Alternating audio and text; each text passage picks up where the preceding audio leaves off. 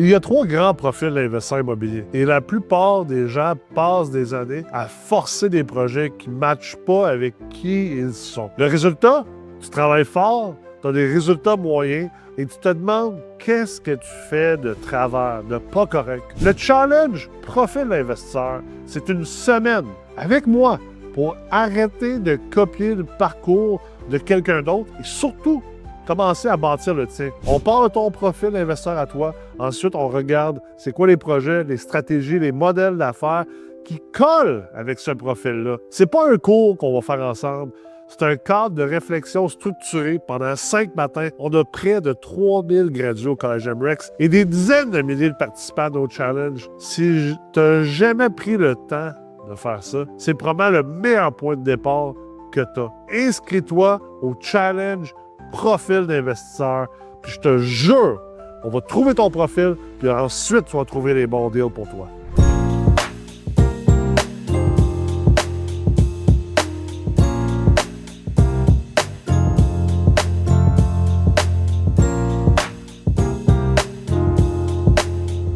Monsieur Fontesilla, bonjour.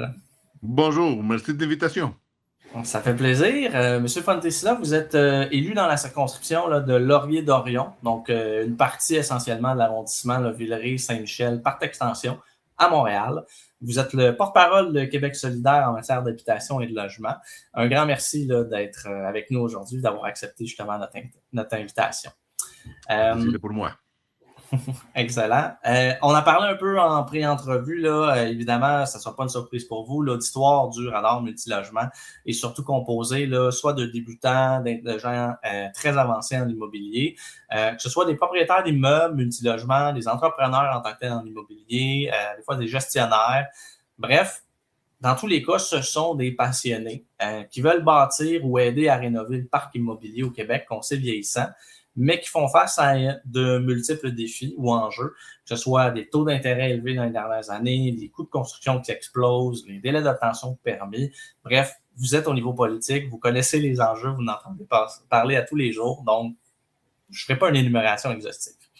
De votre côté, du côté de Québec solidaire, on entend souvent que vous voulez protéger les locataires, imposer un gel d'augmentation de loyer, créer un registre de loyer, etc. Vous comprendrez que ce sont des idées qui sont généralement assez perçues négativement par nos auditeurs et nos auditrices. Mais pour être certain de bien commencer la discussion là, sur une bonne base factuelle, pouvez-vous nous dire ou nous expliquer où loge Québec solidaire fondamentalement, sans mauvais jeu de mots, à l'égard là, du rôle du privé dans l'immobilier multilocatif au Québec? C'est quoi vos principales positions ou idées sur ce sujet-là? OK, rôle du privé. Très bien. Écoutez, donc, vous l'avez dit, nous, on va au plus urgent. C'est comment dire, c'est une nécessité politique, là, pas seulement pour nous, mais pour tous les partis, ce qu'on considère les plus urgents. Et dans ce sens-là, on nous entend beaucoup parler de la crise du logement qui se manifeste surtout, mais pas uniquement, dans les secteurs du locatif privé. Résidentiel, on s'entend. Mais au fin de cette entrevue-là, il me semble qu'il faut placer les choses un peu plus en perspective, là, voir les marchés immobiliers dans son ensemble. Je pense que, tout d'abord, vous m'avez questionné sur le rôle du privé. Là. Il me semble que le rôle du privé dans le marché immobilier est incontestable. Et sa présence, son importance,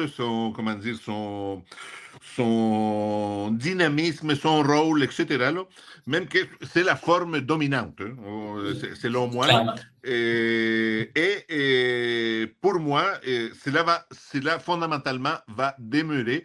Ce qui est important pour moi, c'est de consolider, si l'on veut, et d'agrandir, si l'on peut, un parc locatif qui est sorti des exigences du marché là, pour non seulement mieux protéger certaines classes, certaines catégories de la population, des locataires à plus faible revenu plus particulièrement, mais pour assurer un rôle de stabilité au marché immobilier. Là. Donc, loin de moi de vouloir abolir les privés, je pense que ce se battre contre les moulins à vent, là. C'est complètement impossible. Mais je pense que quand même, il faut une dose d'autres types je vais utiliser un terme qui n'est pas très, qui n'est pas du bon français, là, des tenures pour assurer justement une forme d'équilibre à long terme dans le marché immobilier. Et c'est là que j'arrive au fondamental. Ce qui me semble aujourd'hui primordial, là, c'est tout d'abord d'établir une finalité.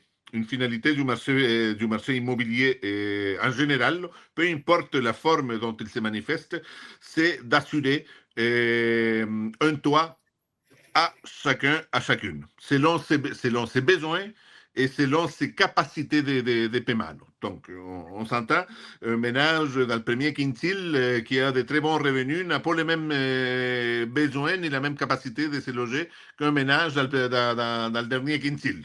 Mais il faut qu'il y ait du logement pour tous les deux. Là. Sinon, ça induit des déséquilibres sociaux qu'on va payer d'une façon ou d'une autre ailleurs.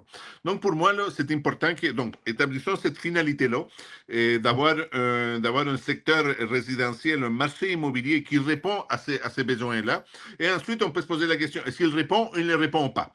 Moi, je crois qu'il et puis on va en parler, avec certains symptômes, avec certaines manifestations du marché qui se produisent dans le marché immobilier, je pense qu'en ce moment-là, les marchés immobiliers ne répondent pas tout à fait à cette finalité-là, si l'on veut. Et là, on arrive donc à une sorte de, comment dire, à une finalité plus précise, là, au-delà de la question de fournir un toit. Là. Et je pense que le marché immobilier, en termes pratico-pratiques, doit viser comment dire, à une certaine stabilité, à une croissance normale des prix. On s'entend, dans l'immobilier, les prix augmentent à travers les temps. Je n'utilise pas les temps gonfle, cette petite différence sémantique. Il y a une croissance de la valeur donc une certaine stabilité, ce qui permet aux investisseurs privés, là, justement, une meilleure prévisibilité. Et cela, pour moi, assure une stabilité qui permet l'obtention des rendements intéressants à travers les temps, là, qui permettent à l'investisseur de dire, bon, mais l'argent que j'ai, là, je vais le mettre dans ce secteur-là parce que j'ai une possibilité, j'ai une prévisibilité quant au gain, au rendement que je pourrais avoir. Or, si le marché est déséquilibré, d'une part, il y a une situation, disons, catastrophique qu'il faut toujours avoir au coin de l'œil, c'est-à-dire une dépréciation assez intense du marché immobilier. On l'a vu par la crise des subprimes aux États-Unis en 2008, ce qui nous a affectés. Il faut toujours, un marché immobilier peut s'emballer, peut gonfler justement et conduire à des menaces, je vais les appeler, systémiques. Donc, on n'en est pas là. C'est pas mon analyse, là, mais il faut toujours avoir un marché sain, là, avec des fondamentaux sains pour éviter justement de s'en aller dans cette direction-là.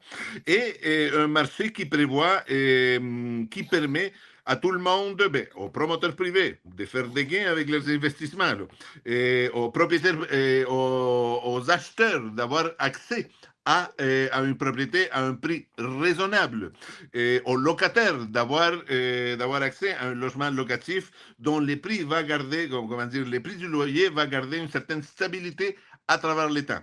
Donc, je pense que la principale, la finalité de toute politique publique en matière d'habitation, c'est justement d'assurer cette prévisibilité et cette stabilité et de pouvoir en même temps répondre aux besoins de logement du plus grand nombre, sans tomber dans certains excès, comme on le voit aujourd'hui, un emballement du prix du locatif qui a des conséquences directes aussi sur les prix de l'immobilier et la vente de la résidence privée, là, soit neuve ou usagée. Là, il y a une croissance assez extraordinaire depuis quelques années, et d'autres problèmes et là on pourrait en discuter, là, plus délétères, comme par exemple la croissance exponentielle de l'itinérance.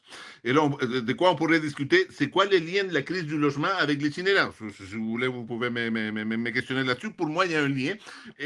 Mais comme société, on paye l'ensemble de la société paye les prix de l'itinérance, que ce soit en termes de coûts réels sur les services de santé et services sociaux, que ce soit en termes de diminution de la qualité de vie dans les centres-villes des villes du Québec, et non seulement dans les grandes villes du Québec, un peu partout on retrouve l'itinérance aujourd'hui, là, et donc ça peut être notre voisin qui vit, on voit l'itinérance à côté de notre domicile, etc., ce qui automatiquement diminue notre qualité de vie.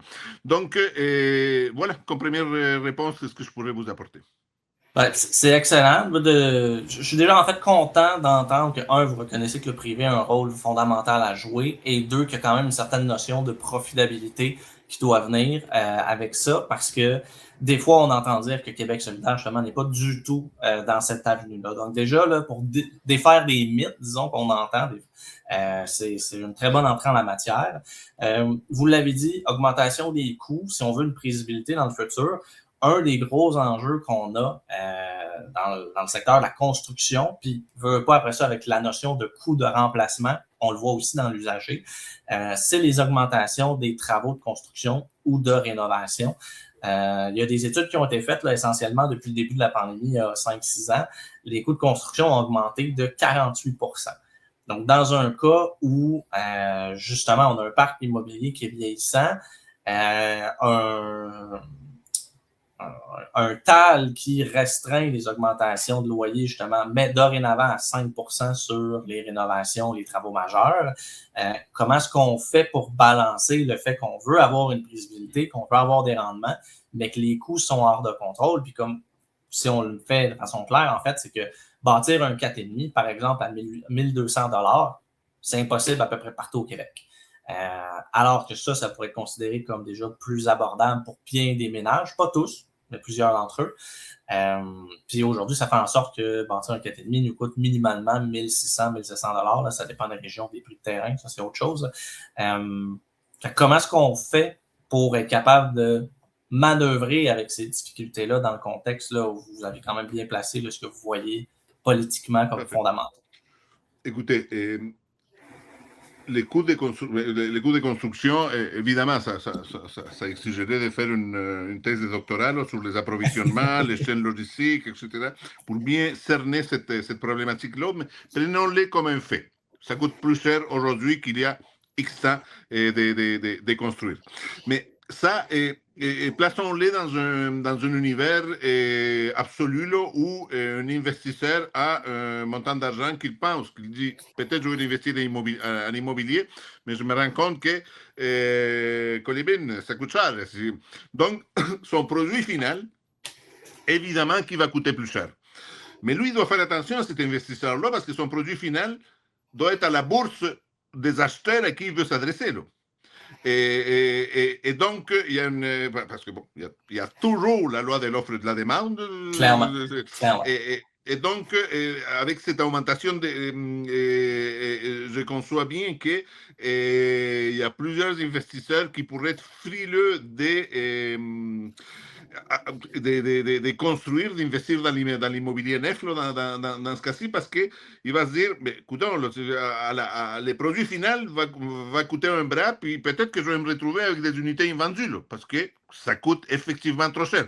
Ça, c'est un risque qu'il prend, là. Un risque assez important. Là, et à la base, là, c'est le risque fondamental de tous les investisseurs. Là. Est-ce que je vais avoir les gains, les retours en capital que je cherche?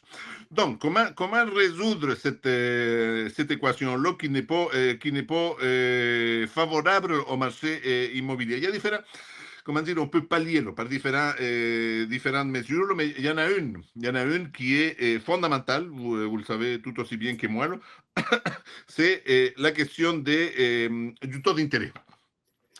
Malheureusement, le taux d'intérêt, ce n'est pas contrôlé ni par un député de Québec solidaire, ni par vous, ni par l'investisseur, par etc. C'est une décision historiquement non gouvernement à cause d'une analyse,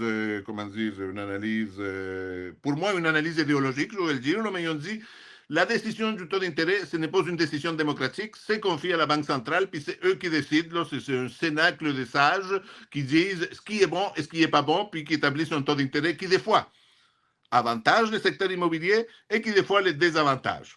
Et aujourd'hui, on est dans un retour du balancier. Vous allez me confirmer ça peut-être. Vous êtes plus dans les fins de détail que moi, là, où les taux d'intérêt tendent à se réduire un petit peu, ce qui avantage un peu l'investissement immobilier. Donc, je dirais que vous aviez raison jusqu'au déclenchement de la guerre avec l'Iran. Là, les taux ont tendance à peut-être repartir à la hausse là, à cause de l'incertitude. Mais c'est très pointu. Là, on enregistre la présente émission quelques jours à peine après le déclenchement de cette guerre-là. Tout à fait. Mais, écoutez, moi, je pense que les coûts de la construction, c'est un facteur, mais moi, ce que je voudrais mettre comme postulat, selon moi, c'est que le principal facteur, c'est les taux d'intérêt. Les taux d'intérêt pour financer l'investissement, parce que souvent c'est de l'argent emprunté, les taux d'intérêt pour les acheteurs du produit final, etc., ça intervient à plusieurs niveaux, mais je pense que c'est la donnée fondamentale. Maintenant, les coûts des matériaux, etc., de la main-d'œuvre.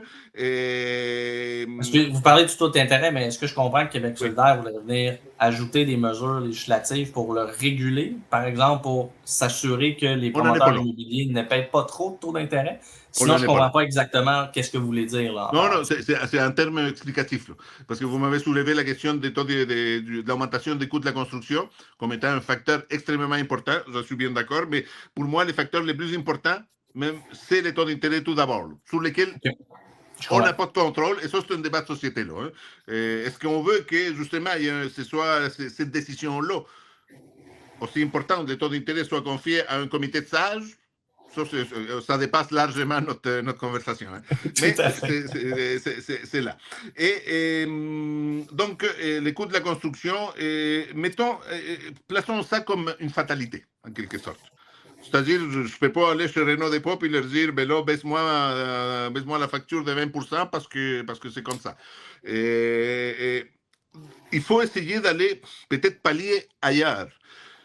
De ce temps-ci, vous l'avez sans doute vu, il y a beaucoup de discussions sur toute la question de l'accélération de la bureaucratie là, pour obtenir les permis. Là.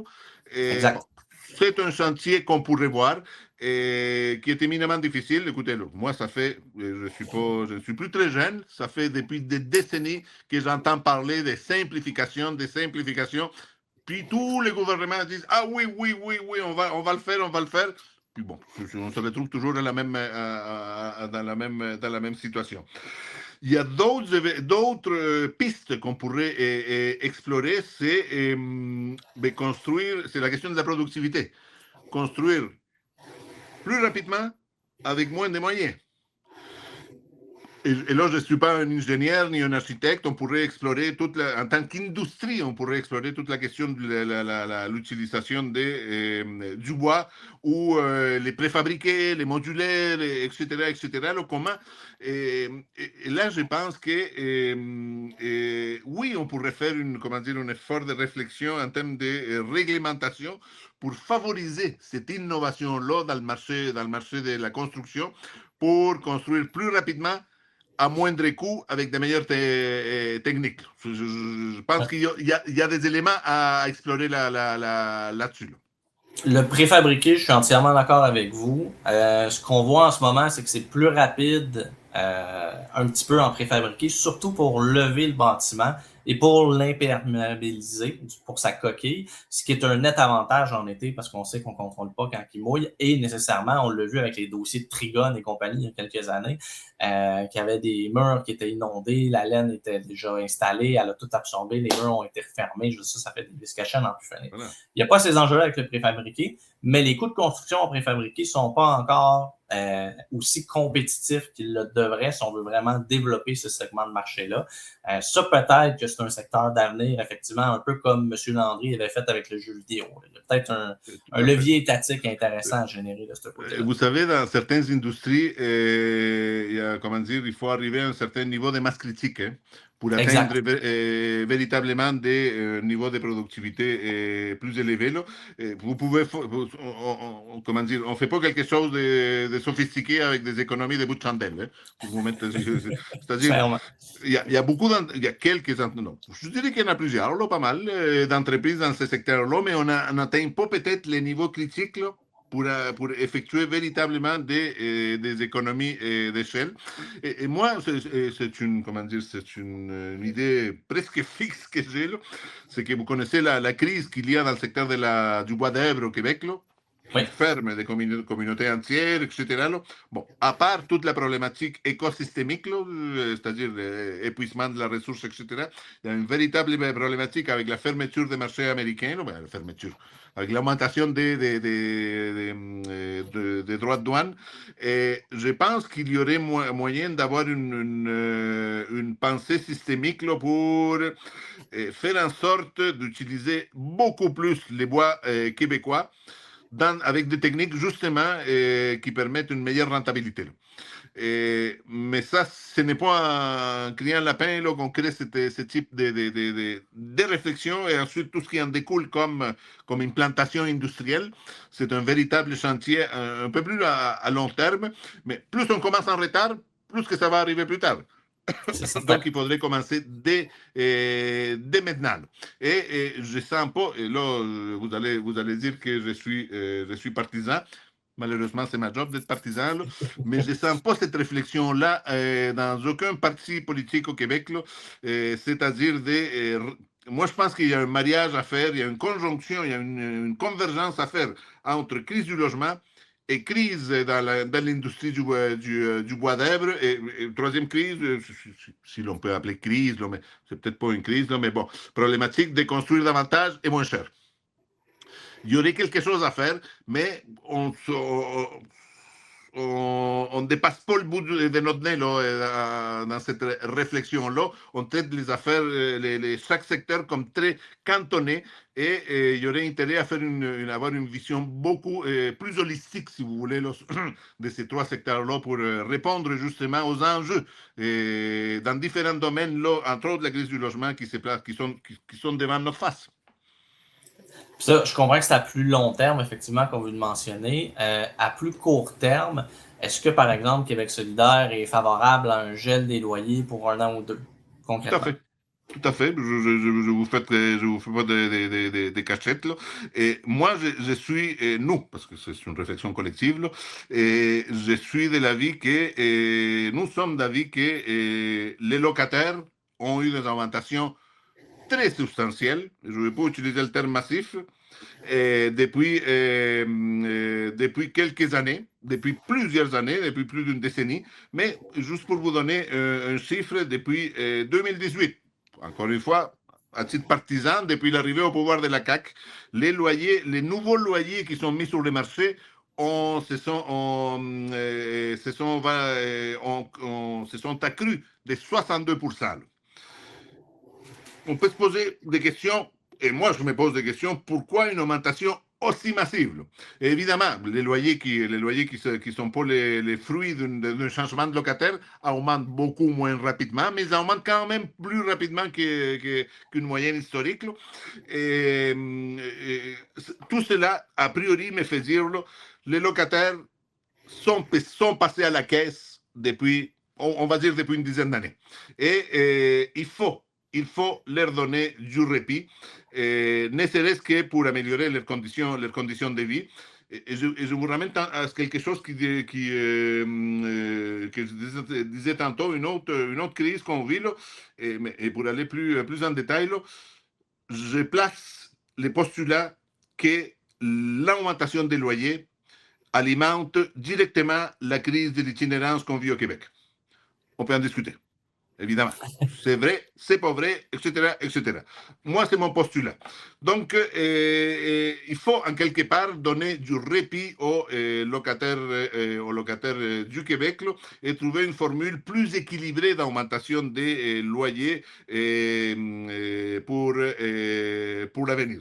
Moi, je reconnais qu'un investisseur, qu'un propriétaire a les droits, on va le dire, de s'enrichir, enrichir. C'est-à-dire, avant j'avais $1 et après ça j'ai $1,05. C'est la différence que vous faisiez tantôt entre une prévisibilité et un rendement graduel, disons, par rapport à une bulle d'enrichissement. Là. Ça, tout à fait, tout à fait. Mais là, vous êtes en train d'aller exactement où est-ce que je voulais vous amener, parce que je vois une contradiction entre le fait de dire gel de loyer, donc aucun profit, aucune augmentation, des coûts qui augmentent. On a parlé encore des coûts de construction, mais ce n'est pas les seuls.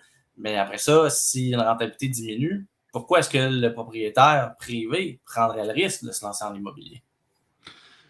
On doit, c'est là qu'on doit jouer. C'est là qu'on doit jouer entre comment dire, les effets immédiats d'une mesure avec les effets à plus long terme. Concrètement, s'il y a un gel, et nous, notre proposition, c'est un gel à l'inflation. Hein. Donc, ce n'est pas un gel absolu, c'est un gel relatif à l'inflation. OK, donc si on prend le 3,1 que le tribunal avait annoncé cette année vous geleriez à 3,1 maximum. Ça ne serait pas 0,0, c'est ce que je comprends. Par exemple, mais il y a des technicalités parce qu'en quelque sorte, le taux d'inflation, c'est un chien qui se mord sa queue là, parce que l'augmentation des coûts de loyer augmente l'inflation augmente les coûts d'intérêt, vous voyez. Donc, pour nous, ce serait un calcul expurgé de la composante habitation. Donc, ce serait un taux un petit peu moins élevé. Là. Mais bon, ça, c'est des technicalités. Là. Mais on comprend qu'au moins, ça ne serait pas 0 quand même. Non, c'est pas 0. C'est au taux d'inflation, on va le dire pour les fins de la démonstration, et momentané, pendant une année. Et parce que, je réitère, parce qu'il faut donner du répit et il faut calmer, et ça je vais revenir tantôt, il faut calmer les appétits du marché immobilier qui, selon moi, est dans une période d'emballement.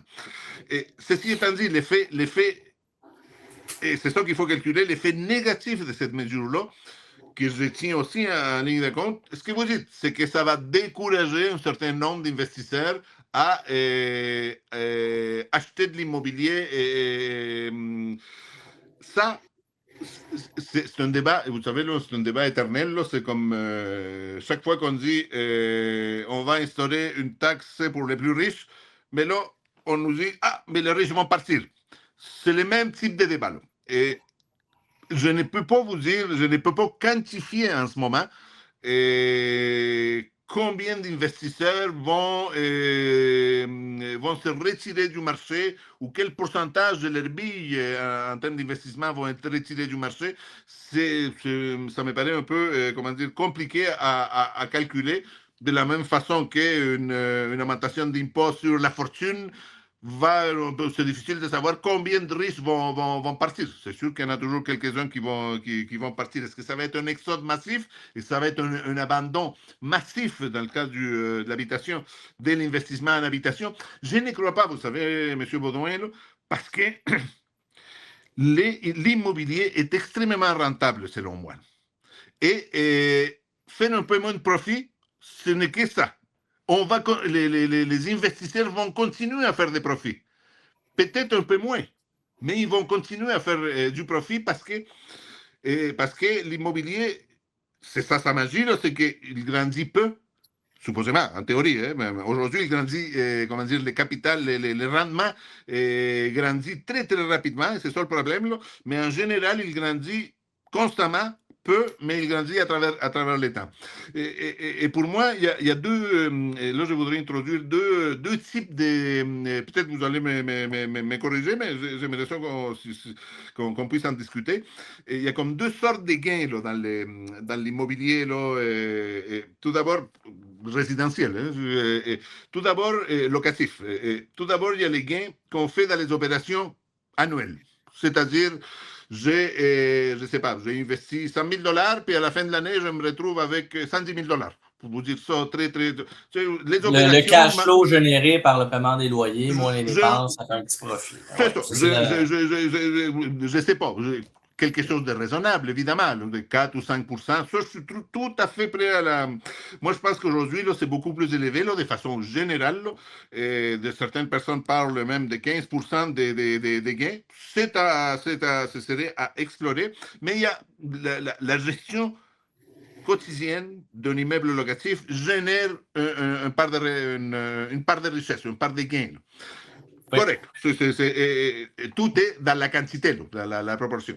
Mais il y a un deuxième gain qui est à long terme, qui est, mais en fait, il y en aurait trois même. Là. C'est les deuxième gain, de toute évidence, c'est que c'est l'utilisation de l'équité. C'est que la possession d'un bien immobilier vous permet d'aller emprunter de l'argent, le mettre en garantie, etc. Donc, vous obtenez davantage de ressources pour faire continuer en immobilier ou investir ailleurs ou vous acheter une moto ou ce que vous voulez. Ça vous permet de vous endetter parce que vous avez une base de garantie. Et le troisième gain qui est très important et qui est le plus important, c'est qu'à un moment donné, en théorie, vous allez vous défaire de ces patrimoines-là. Et là, vous allez faire les gros pactoles. Et là, je personnalise à vous, M. Baudouin, là, mais bon, je parle à une généralité. Là, On se comprend. Mais c'est sûr que le jour où on va vendre, par contre, oui, je sais pas, moi, disons, genre, faire un chiffron, là, la personne a acheté un 3,5, pas un 3,5, excusez, un 3 logements, 100 000 $, ça n'existe plus sur le marché, là, mais faisons ça simple, le revend 30 ans plus tard, 300 000 $. En théorie, il y a un gain de 200 000, 300 000 moins 100 000, 200 000. Mais sur 20 ans, l'inflation va en avoir tout à mangé fait. beaucoup. C'est pas 200 000 clair, brut, merci, bonsoir. Il y a quand même ça aussi à comprends. oublier. Je comprends tout à fait votre objection. Oui, il faut tenir en compte cela, mais écoutez, et puis peut-être qu'il faudrait éduquer les communs des mortels, là, mais écoutez, moi j'ai une propriété, là, je vois les prix des propriétés des voisins là, par rapport à ce que j'ai acheté. Moi, j'ai acheté une dizaine d'années. Puis, tabarnouche, ça, les prix ont gonflé, là, c'est-à-dire ma propriété vaut le double, tout simplement, si c'est pas plus. Hein, je la mets pas dans le marché, là, mais je vois comment. Écoutez, une anecdote, il y a quelques années quand même, j'ai un ami qui a déménagé à Toronto avec sa famille. Ils se sont achetés un petit bungalow typique là, de la ville de Toronto, 2 étages, etc. Là. Et vous savez, très collés l'un aux autres, là, il y a comme juste un petit couloir qui passe entre les deux. Là. Et puis là, à un moment donné, ils faisaient des rénovations, sont allés à la banque pour réhypothéquer. L'opération normale de toute personne qui veut investir dans son logis. Et puis là, il me racontait, écoute, je me suis rendu compte que j'avais mon premier million dans la vie. Il était À Toronto, oui, ça à se peut, Toronto. effectivement. Oh, il avait acheté, je ne sais pas, à 300 000 il y a 20 ans, mais 10 ans plus tard, là, ça fait quelques années qu'il m'a dit ça, mais il avait déjà atteint son million. Là. C'est quand même substantiel. Là. Donc, je ne sais pas s'il y a une. Comment dire? Il n'y a pas de règle écrite, hein, dans le sens où j'ai acheté à temps, puis je vais vendre à temps. Là. Ce qui est certain, c'est que, sauf exception, vous n'allez pas vendre à terme. Puis d'ailleurs, c'est ça la magie de l'immobilier. Là. C'est comme immobilier, c'est du capital immobilisé. Là. C'est du capital qui est fixé, qu'on n'y touche Par définition. par définition, qui n'est pas du liquide. Parce que moi aussi, j'ai un bungalow, et je suis assis sur une fortune. Mais bon, demain, je le transforme en liquide. Oui, mais il faut que je me loge quelque part. Voilà, là, c'est toujours la même problématique. Donc, moi, je pense, grosso modo, je pense que l'investissement en immobilier, c'est toujours une très bonne business. Et ce qu'il faut, c'est que cette business-là puisse servir tout d'abord des fins sociaux, ce que je vous disais au début, là, assurer un toit pour tout le monde. Et est-ce qu'il est marché en ce moment, entre autres, à cause du 48% des coûts de construction que vous me dites. Les marchés, depuis, je dirais, une vingtaine d'années, n'est pas capable d'assurer un modèle viable qui assure les droits d'avoir un toit sur la tête pour tout le monde. Il assure les droits d'avoir un logement, mais pour des gens qui ont un certain niveau de revenus, les mieux nantis, à partir du troisième quintile vers le haut. Mais les 2 premiers quintiles, il n'y a, à toute fin pratique, ce que j'appelle, excusez-moi, là, je ne le dirai pas parce que c'est enregistré, là, ce que j'appelle les logements pour les faibles revenus. Les segments à faible, des deux premiers quintiles, on va les appeler comme ça, là, de façon très diplomatique. Là. Le marché, en ce moment, est incapable de construire pour cette catégorie de personnes-là qui sont majoritairement locataires. Pourquoi? Mais entre autres, à cause du 48% d'augmentation des coûts de construction. Mais ça, je suis 100% d'accord avec vous, parce que si on prend un 4,5 autour de 800 $ avec les coûts aujourd'hui, en fait, premièrement, si un 4,5 est encore à 800 $ aujourd'hui, fort probablement que son propriétaire n'a jamais investi pour mettre à jour l'immeuble, donc il doit être dans un état de décrépitude assez avancé, ce qui va générer vraiment des travaux majeurs très coûteux. Puis, avec les augmentations de loyer générées par les travaux, la valeur des travaux, ne sera jamais capable d'aller rechercher la véritable valeur. Donc, essentiellement, ce que ça crée comme situation, c'est que les entrepreneurs financent à perte parce que le 800 $ ne couvre même pas toutes les dépenses annuelles du logement en question. C'est impossible de construire à ces prix-là, vous l'avez très bien dit, je suis content que vous en soyez conscient. Ça, c'est le gros défi de l'immobilier québécois, là, de toute évidence. Donc, moi, je ne pense pas qu'on doit... Écoutez, les promoteurs privés, les propriétaires, on va les appeler de façon très générale, ils ne font que leur job. Hein? Et on peut les accabler il y en a qui sont terribles, qui profitent carrément il y a un 5-10% tout à fait. Mais bon, de propriétaires voyous, disons, qui ont le crayon solide, lourd quand même temps des augmentations de loyer. Mais il y a 90% des propriétaires qui sont tout à fait raisonnables, honnêtes, etc., là, qui connaissent la situation de leurs locataires, etc. Là, mais bon, je ne vais pas mettre tout le monde dans le même sac, là, mais moi, je pense qu'on ne peut pas non plus demander aux propriétaires privés de faire de l'assistance sociale. Ce travail-là, ça appartient au gouvernement. Je suis quand même content de l'entendre. On n'est pas toujours certain. Non, mais le problème, c'est parce qu'à un moment donné, il faut arrêter. Des fois, il faut individualiser, mais de façon générale, moi, je préfère collectiviser. Transformer les problèmes individuels en problèmes politiques. Et c'est un problème politique parce que c'est à l'État non pas de donner de l'argent directement là, aux propriétaires ou aux locataires, etc. Bon, c'est une avenue qui se fait là, à travers les PSL, mais je pense qu'il y a des avenues plus structurantes qui pourraient être mises de l'avant. Par exemple, vous savez, là, je fais comme tantôt, je fais de la jonction entre construction plus rapide et crise dans l'industrie du bois d'Èbre, j'en fais une autre. Le Québec a besoin d'économiser de l'énergie. Vous avez entendu là, les travaux pharaoniques là, prévus par Hydro-Québec, etc., etc. Je n'ai pas les chiffres en tête, là, mais je crois qu'Hydro-Québec investit plusieurs centaines de millions de dollars là, dans ce qu'ils appellent des programmes d'économie d'énergie sur la base du postulat que la meilleure économie d'énergie, c'est l'énergie qu'on ne produit pas. Exact. Et il n'y a pas des installations qu'on a financées à grands frais, etc. Moi, je me dis, et j'essaie de pousser cette idée-là, qu'il pourrait y avoir des programmes gouvernementaux avec de l'argent d'Hydro-Québec, par exemple, et pas uniquement, mais en tout cas de cette société-là, destinés à l'économie d'énergie pour favoriser les maintiens d'actifs dans les locatifs privés. Il y en a déjà un peu. On peut penser à des thermopompes. Une chose qu'on commence à entendre parler, c'est le forage en sous-sol pour aller chercher l'énergie du sol. La géothermie. La géothermie, voilà, merci.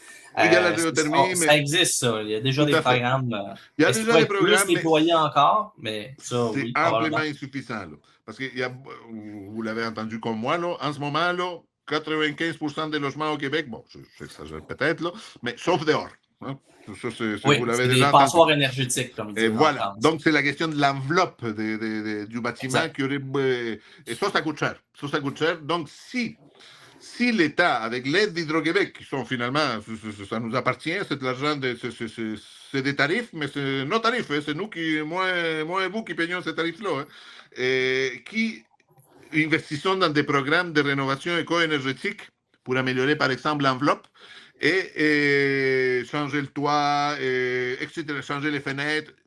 c'est-à-dire les gros frais. Là. Les gros frais, ça pourrait baisser beaucoup la pression sur le maintien d'actifs, sur les coûts du maintien d'actifs là, pour les propriétaires privés et par conséquent sur les locataires. Là, parce qu'évidemment, ça vous a coûté 10 000 $ d'installer les fenêtres, vous allez le transmettre vous allez le mettre sur les épaules des locataires qui vont en profiter, évidemment. Mais si ça vous coûte juste 2 000 $, enfin, je jongle avec des chiffres, je n'ai pas fait d'études. Mais il me semble qu'il pourrait y avoir, justement sur la base là, que ce n'est pas à l'investisseur, au propriétaire privé, de faire l'assistanat social. C'est à l'État. Puis l'État ne peut plus donner de l'argent directement, là, parce que, bon, là, les finances publiques, etc., là, machin, mais créons des avenues structurantes qui servent plusieurs objectifs. L'économie énergétique, ce qui va nous permettre de construire moins d'infrastructures énergétiques à grands frais, encore une fois. 2, on va améliorer la qualité de vie des gens qui vivent dans les logis. 3, on va diminuer beaucoup la pression financière pour augmenter les loyers. Et 4, on va maintenir l'actif collectif qu'on a, nos logements. Donc, il me semble que c'est une excellente idée. Et c'est là que, des fois, encore une fois, je reviens là, au Québec, on manque d'imagination des fois. Là, ou des fois, on a des bonnes idées, mais il y a toujours « Ah, mais on peut pas, on peut pas. » Puis comment dire, on s'enfarge dans un marécage de contraintes qu'on pourrait regarder autrement. Là. Peut-être des contraintes qui pourraient devenir des opportunités, peut-être avoir la volonté politique de changer certaines choses. Je reviens encore une fois à la question de la réglementation. Le code du bâtiment. Est-ce que le code du bâtiment est un obstacle? Est-ce qu'il augmente les prix ou est-ce qu'il les diminue? Est-ce qu'il améliore la qualité ou pas? Donc, il faudrait se poser des questions. Avec les nouveaux programmes de la SCHL, je ne sais pas si vous êtes bien au courant, là, il y a un nouveau programme depuis quelques années qui s'appelle l'APH Select. C'est des constructions en haut du niveau standard du code du bâtiment, notamment pour la performance énergétique. Et là, si je me souviens bien, avec la dernière révision, ils sont montés à 60% en haut du code pour avoir les plus gros avantages du programme. Et c'est ce type de programme-là, avec la SCHL, honnêtement, qui a sauvé le marché locatif parce qu'on s'en allait dans un mur avec les augmentations des taux d'intérêt là, il y a 2 ans qui frôlaient les 6-7%. Là. Fait que ça a fait toute la différence. Mais c'est ça, ça venait de la SCHL. Puis même qu'aujourd'hui, ils sont tellement populaires, en fait, ils ont le monopole dans la construction neuve, qu'ils ont augmenté de façon drastique la prime d'assurance pour être capable de se qualifier. Parce qu'ils se rendent compte qu'ils ont trop de demandes, sont trop populaires, c'est trop risqué pour eux, donc ils veulent diminuer leur risque en matière de construction neuve. Comment il s'appelle ces programmes-là? Le programme APH Select APH de la SCHL. Ouais. OK, je vais aller voir ça. Alors, ça va vous intéresser. Il y a quand même du stock intéressant. C'est du fédéral, mais puis on n'est pas toujours d'accord, les investisseurs privés, avec ce que fait la SCHL, parce qu'ils veulent construire du logement, mais en montant les primes, nécessairement limite les projets de construction. Fait qu'il y a certaines incohérences comme ça à regarder, mais je trouve ça intéressant si vous y penchez. Là, je vais devoir vous interrompre malheureusement, M. Fontesilla, parce que vous disiez on peut pas, là, on peut pas continuer l'entrevue. On arrive au maximum de notre temps. Mais dans tous les cas, merci beaucoup d'avoir accepté de vous prêter. C'est le plaisir pour moi. J'espère avoir été en mesure de faire certains préjugés, peut-être, des idées préconçues sur ce que notre formation politique. Je n'ai pas menti, je dis les choses carrées, mais je pense que on est ouvert au changement. On est ouvert à explorer des différentes possibilités, à donner l'air juste dans notre pensée, mais en même temps dire qu'il y a des choses à améliorer, puis je pense que les investisseurs privés peuvent jouer un rôle. Tout à fait, puis clairement, on ne sera pas d'accord sur l'ensemble des mesures que vous proposez. On a parlé, gel de loyer, peut-être un registre obligatoire, ça on n'a pas parlé, mais ça ferait partie de l'équation. Mais quand même, je note là, votre degré de créativité là, pour tenter de trouver des solutions et des avenues. Ça, c'est quand même très apprécié, ne serait-ce qu'en passant par Hydro-Québec puis augmentant effectivement leur niveau de programme de rénovation. Ça, c'est très intéressant. Serge auditeur, j'espère que vous avez aussi apprécié la discussion et l'échange avec M. Fontesilla. Je pense que c'est essentiel, à mon sens, de parler pour se comprendre, défaire les mythes, justement, malgré les désaccords là, qui peuvent subsister. Mais ça, c'est tout à fait naturel. C'est la beauté de la démocratie. Donc, merci à tous, chers auditeurs. On se retrouve mardi prochain. Monsieur Fontecilla, merci. Bonne chance pour vos élections en octobre. Merci à vous.